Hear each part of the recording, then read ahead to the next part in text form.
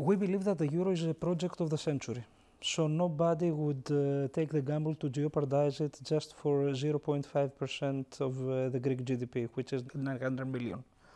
Therefore, I think, as Angela Merkel said, if there is will, there is a way. This is the time to prove that Europe is a tolerant union of states that could actually be tolerant to a different kind of policy. The Greek government has been very strong on its red lines, on pensions and VAT. If you're not prepared to budge on that, what other proposals, tangible proposals, as Jerome Dijsselbloem said, have you got up your sleeve?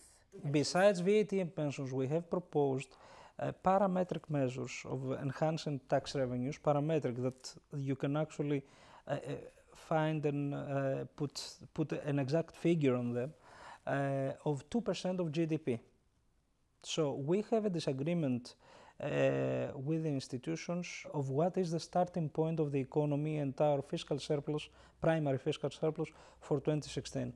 The distance between the two estimations is only 0.5%. Now, can I pretend being a journalist and ask you, is this a number big enough to prevent us from having a deal? I don't think so.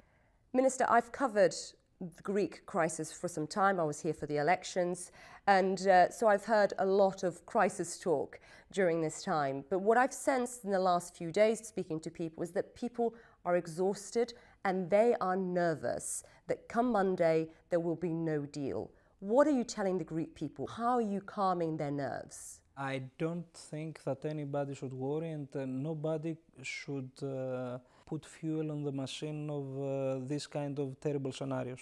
So we should leave these terrible scenarios aside. I think all parties have proven that they dislike these kind of scenarios.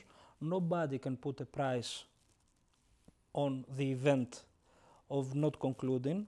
So this is a very, very good starting point.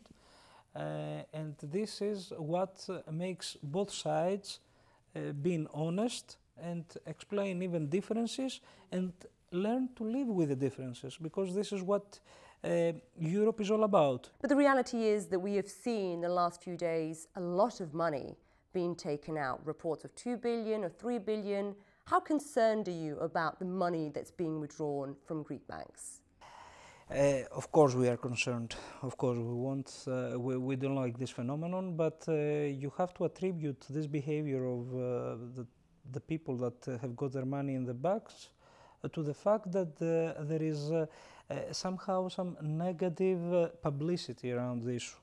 So I would suggest to each and everyone not to gamble and not to put a lot of money on the scenario of terror.